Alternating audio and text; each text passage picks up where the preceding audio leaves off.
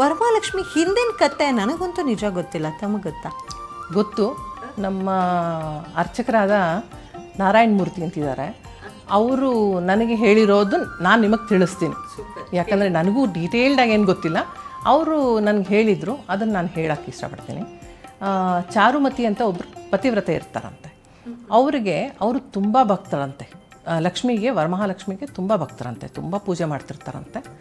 ಆಗ ವರಮಹಾಲಕ್ಷ್ಮಿ ಒಂದಿನ ಕನಸಲ್ಲಿ ಬಂದು, ನಾನು ನಿನ್ನ ಪೂಜೆಗೆ ತುಂಬ ಮೆಚ್ಚಿದ್ದೀನಿ, ಸೊ ನಿನಗೆ ಒಂದು ವರ ಕೊಡ್ತೀನಿ.